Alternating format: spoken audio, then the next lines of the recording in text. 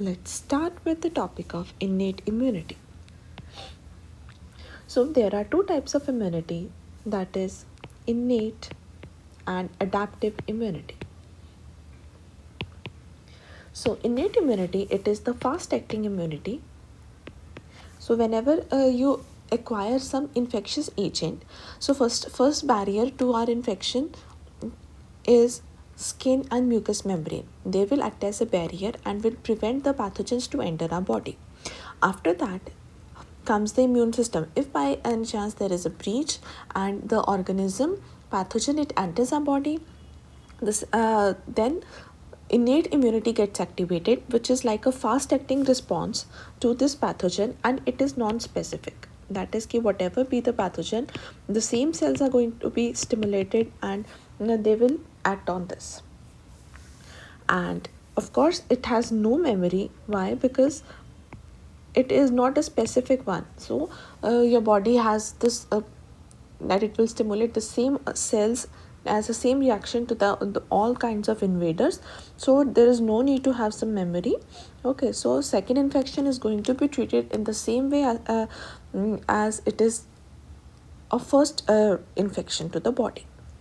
Next comes the adaptive immunity. So this one, it is a more precise immunity. It takes some time to develop, so it is a slow acting one but very specific, that a certain specific cells will be stimulated against those certain pathogens, and certain kinds of cytokines will be released out to fight for that pathogen. And there, because it is very specific, this does have some memory in it.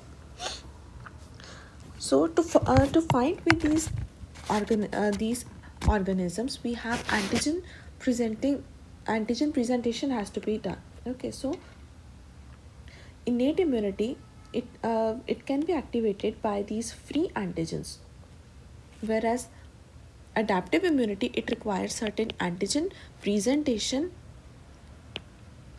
so that those particular cells could be stimulated, and these are done via the antigen presenting cells, which will recognize these pathogens, and then they will present it to the T cells for activation. Okay, so we have antigen presentation occurs to these antigen presenting via these antigen presenting cells. And why does this occur? Because otherwise T cell will response is pretty strong, so it can even react to the normal host cells also. That is why there is this particular antigen presenting cell which will help out. So then what does these cells will do when these cells are stimulated, like T cells and all, the cytokines are released. So what are these cytokines? Your immune cells, after we have established that okay, this is the antigen and now your body is going to react to it, so we have certain cytokines which are secreted by these immune cells, which are going to be they will act as cell signaling proteins and will trigger the stimulate the inflammatory response. So we have certain various kinds of cytokines like chemokines. Okay, what will those do? They will help in chemotaxis, which is basically attracting those cells responsible for fighting against these pathogens like B cells, T cells. So T cells are the most common ones, so they will cause the chemotaxis to that. Then we have interleukins like interleukin 1, 2. These are again cytokines. We also have TNFs, that is tumor necrosis factor, transforming growth factors, and certain interferons. These all contribute to the cytokines. We also have another thing, that is CD markers. So CD stands for cluster of differentiation. Basically these are like a tag to those immune cells. Okay, they will help in identifying a particular kind of cell type, and it is used for binding to those cells. So each immune cell has a particular CD marker, that is cluster of differentiation, and these will help in these binding to those particular organisms. Okay, so suppose we have a particular cascade is stimulated and we need to stimulate B cells. So the CT marker of B cells present, they will help in recognizing those antigen presenting cells and the immune cells. Okay, so since we are talking about these immune cells, so what are the various kinds of immune cells? We have phagocytes, like macrophages. These are the most common ones. So macrophages, they are the hallmark cells, you can say, for the immune system, because they are the ones which are going to phagocytose all of this. Then we have neutrophils. Neutrophils are like the second backup to the macrophages. We also have complements, the NK cells, mast cells, basophils, eosinophils. These all again contribute to the innate system. So what are this whole process which happens is that our body, it will recognize some foreign cells are present in foreign antigens or foreign cells are present. Okay, then how do we recognize this? There are present some PAMPs, that is pathogen associated molecular patterns. They are present on the microbes or the foreign cells, and then these are recognized with the help of some pattern recognition receptors. They will recognize that, oh, these are not the ones which are supposed to be in our body. These seem to be some foreign cells. Okay, and then these receptors, they the classical one, that is a TLRs, that is tall like receptors. They are the very specific pattern recognition receptors, which you need to remember. So these tall like receptors, they are present in your macrophages, dendritic cells, as well as mast cells. So these are the examples where we can find these toll like receptors. And what does they do is that they will recognize these and they will stimulate the release, help in release of cytokines. Okay, so these cytokines which we just discussed, that these what does this include? The cytokines include chemokines, interleukins, TNFs, TGFs, okay, then interferon. So depending upon those particular pattern recognition receptor, like it is what kind of foreign cells are this. If it is a viral particle, interferons will be released. Okay, so things like that. If there is some sort of a tumor cell, then TNF will be released. So these kind of things will be released out. Okay, so now while we are talking about the pattern recognition, so we have various kinds of pattern recognitions, as we were just talking. So let's discuss about them here. So in case of those pattern recognitions,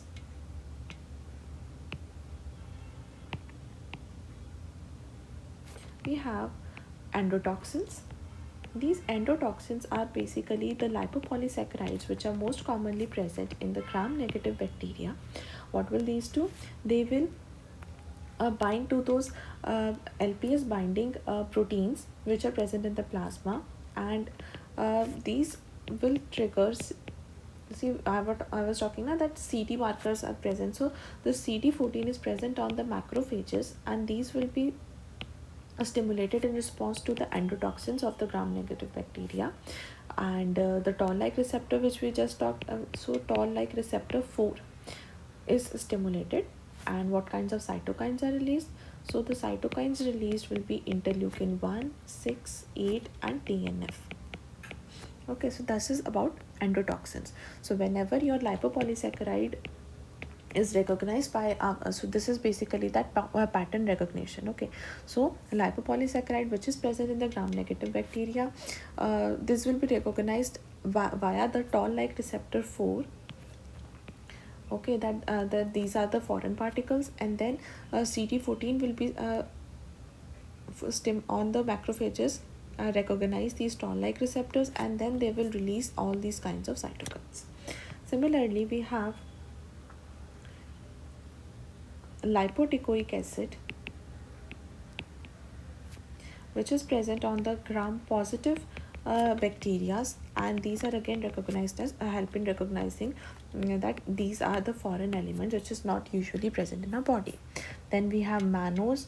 Mannose is again present in certain microbes like yeast and bacteria, and they will bind to the mannose binding protein which is mannose binding lectins, which is synthesized in our liver, and they will activate what kind of pathway? The lectin pathway, which will be discussed in the subsequent videos. Okay, then similarly we also have peptidoglycans. These are again foreign peptidoglycan cell wall. It is again recognized as a foreign one. What does this one result in? It will stimulate nod receptors which are present in our body. Okay, and help in these are basically the nucleotide binding oligomerization domains. So we have certain nod receptors present. These peptidoglycans, they are going to trigger stimulate these receptors, and ultimately cytokines are will be expressed out. Some other for these pattern recognitions include presence of double stranded RNAs, unmethylated DNA. So these are not the ones which are usually present in our body, they are the foreign ones, and so a response will be triggered. Then talking about the various immune cells, we have macrophages. So macrophages, as we said, they are the hallmark or the most important cell for innate immunity. So when they are present in the bone marrow, then they are called as monocytes, and they circulate in our plasma or blood, you can say, for 3 days.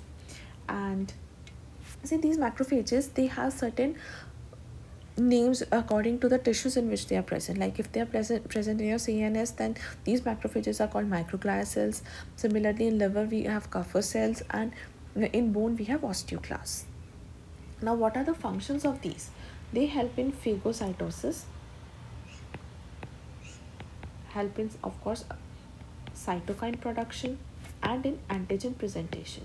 So this feature is very classic because antigen presentation is a feature of macrophages and not neutrophils. So unlike neutrophils, this is the one which has along with phagocytosis and cytokine production, has a function of antigen presentation as well.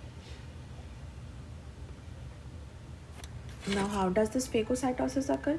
Basically, for phagocytosis to occur, macrophages, they will so there is a presence of pathogen. This is engulfed by the macrophages, and what does it form is a phagosome.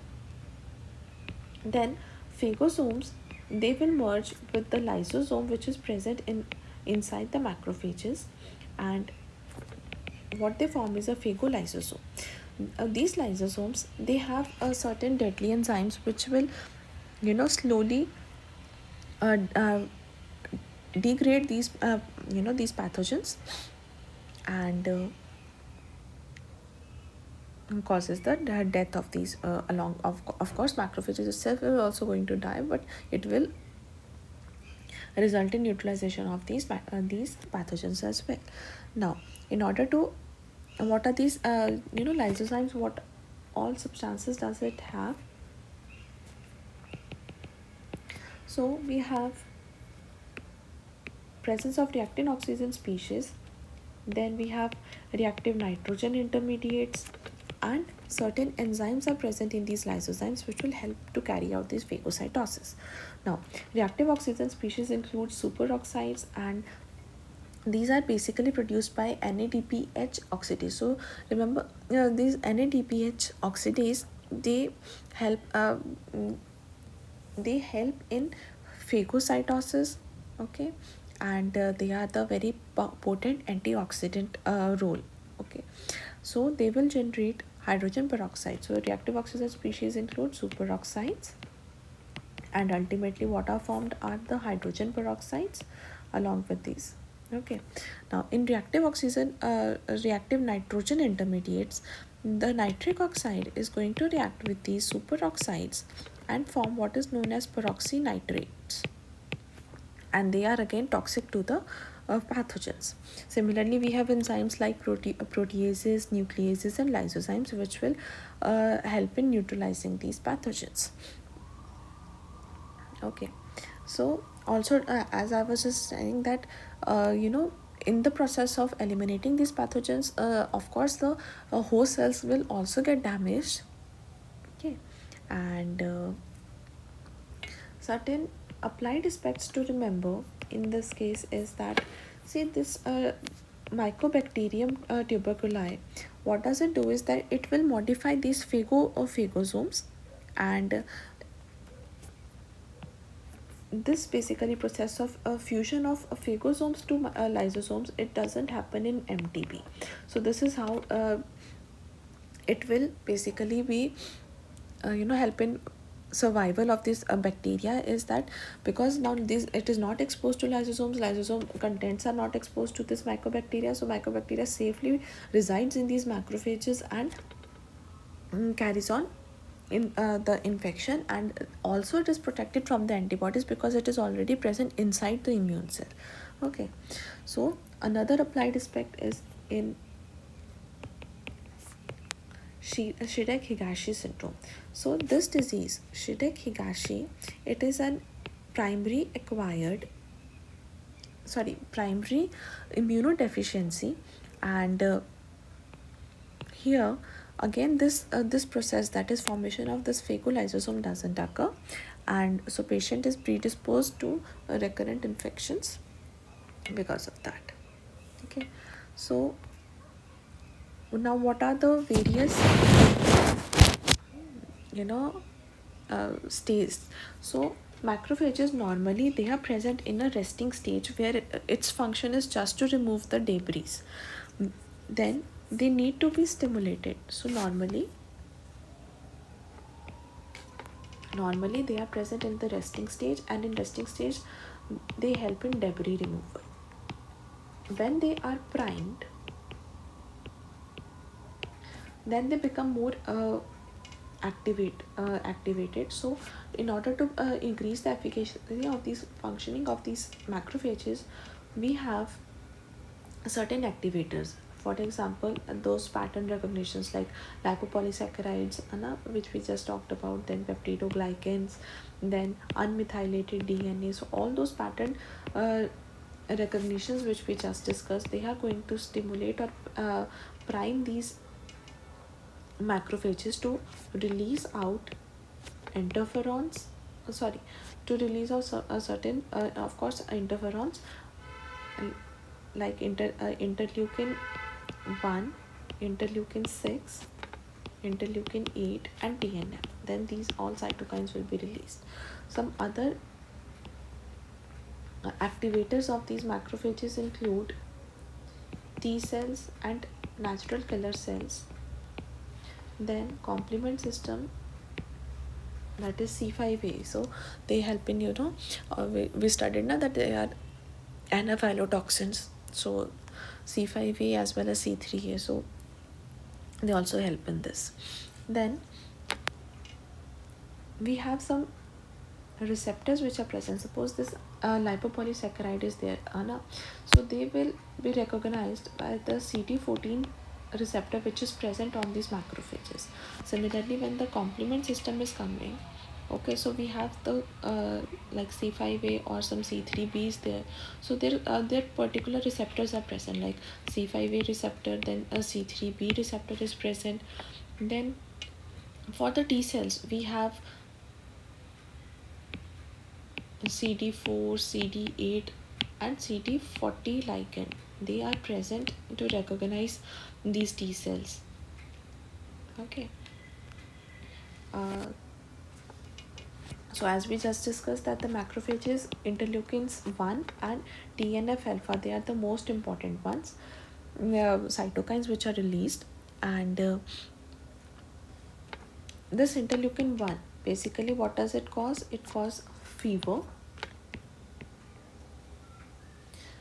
Then TNF alpha, what does it cause? Basically TNF alpha, it kills as the name, tumor necrosis factor. So of course it kills the tumors in animal, and it also cause intravascular coagulation, and so patient can have DIC. Then it can cause vascular leaks. Another interesting thing is that it inhibits lipoprotein lipases which are present in the fat tissues, and so it reduces the utilization of these fatty acids, and patient may have cachexia. So this is said to be a cachectic. Then interleukin 6 again causes fever, and it stimulates CRP. Interleukin 6 will stimulate CRP protein. Interleukin 8 will attract the neutrophils. And we also have interleukin 12, which will promote T helper cell 1 development. That is, it will help in cell mediated response. Another immune cell to discuss is about neutrophils. So neutrophils, again, they will come from bone marrow just like this, and they will circulate in blood for about 5 days, and then they will die unless activated. And as we said that they are the second line. So the major immune cell is macrophages, and the backup one is this neutrophils. And they will enter the tissue, the where the concerned pathogen is there, and there it is going to act phagocytosis. That is that these neutrophils, they again have these lysosomes, which contains those enzymes what we have talked about, like proteases and lysozymes, and they are the ones which will help in neutralization of those pathogens. And as we said that they are basically the backup to the macrophages. Now, how does this neutrophils, they go to those certain infective site, is that first of all there is a process called rolling. So in rolling we have this Sil-Lewis X, which is basically a selective ligand to these neutrophils. They are recognized, and then they are present on these neutrophils. Okay, so they will bind to the selectin protein, which is present on the endothelial cells, which can be either E-selectin or a P-selectin, which is present on endothelial cell. Then they will crawl. That is, neutrophils, they have integrins, and which will bind to the ICAM receptors present again on the endothelial cells. After that, they will transmigrate. How does it? They will, these neutrophils, then they will bind to the PCAM receptor, which are present between the endothelial cells, and so they will transmigrate from one endothelial cell to the other, and then and they will keep on doing this until they reach that particular site of inflammation. And when it will reach that particular site, it is going to stimulate a certain release of certain cytokines, or you can say chemokines. So these neutrophils, as we said, they have some lysosomal particles. We also have small granules as well as some large granules are present in these neutrophils. These small granules, they have alkaline phosphatase enzyme, then collagenase, lysozymes, and lactoferrin. Whereas the large granules, they have acid phosphatase and myeloperoxidase enzymes. Okay, so what all these enzymes will do, they will fuse with the phagosome and help in neutralizing it. Another interesting thing is that these small granules, because they are smaller particle size, they can be released into the extracellular spaces as well, whereas these large ones, they will be just acting by fusing with those phagosomes to form the phagolysosomes. Okay, then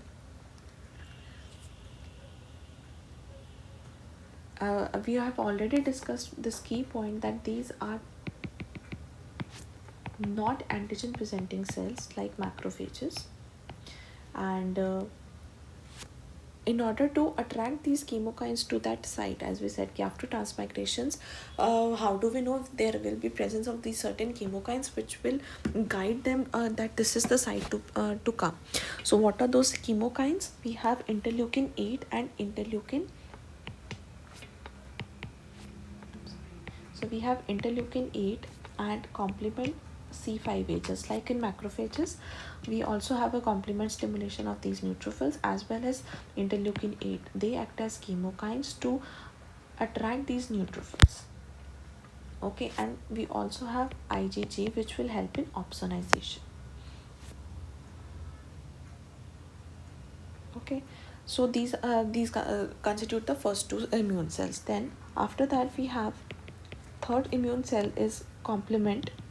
So complement, there is another full video regarding the system. So but main important points we'll discuss here, that the most important complement is C3. They are synthesized by liver, and this C3 needs to be converted into C3p, but this C3p is very unstable. So in order to stabilize it, it will bind to certain ammonia products or the hydroxyl groups which are present on the microbes, and then only they will get stabilized. If these are not present, this will get degraded.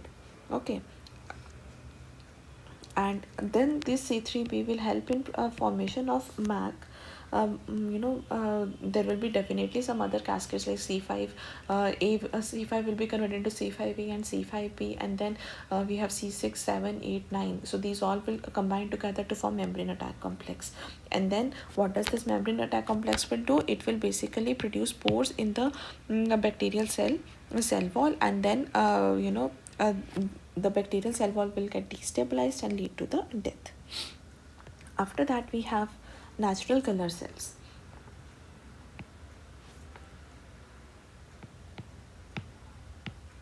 So NK cells, they are more concerned with fighting against viruses, and they also produce interferon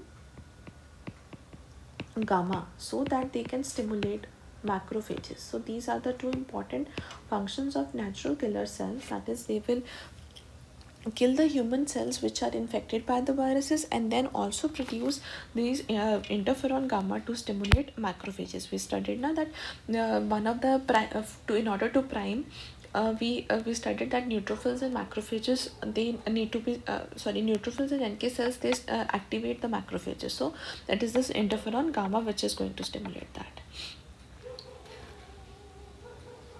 Now basically we have MHC class 1. These are the surface molecules which are present on host cells, and these MHC class 1, they present to CD8 T cells. Okay, antigen presentation occurs, but certain viruses, they block this MHC pathway, and so those host cells which are infected by these viruses, and somehow those viruses which eliminate or are not able to be destroyed by these CD8 T cells, those are the ones which are destroyed by the NK cells. So just like macrophages, which so we did discuss now that we have certain CD markers present. So in macrophages we have CD14, right? So similar as what were the other, if we recall, so in macrophages we had CD14 which will recognize your LPS. Then we have we did that there are presence of certain complement receptors to recognize the complements. Then we have CD40 to bind to the CD40 ligand for the T cells. Then we had B7 and MHC2. These were the ones which were like the surface molecules for macrophages. Similarly, we also have some surface molecules for these NK cells. These include CD16 and CD56. These are the CD markers for NK cells. Now CD16, it basically help in ADCC, that is antibody dependent cell mediated cytotoxicity. That is that these NK with the help of these surface markers, these NK cells will bind to the FC portion of the IgG cells and will increase their activity. Similarly, we have CD56, a marker for NK cells, and what does this do is that They are present in brain and neuromuscular junctions, and again, so these are basically expressed on these NK cells. So it is a useful marker. ठीक है, CD56 is a useful marker to recognize that if these NK cells are present or not, and they are very abundantly present in brain and neuromuscular junctions. So we were just discussing we have just discussed about these immune cells. The next topic will be antibody dependent cellular cytotoxicity.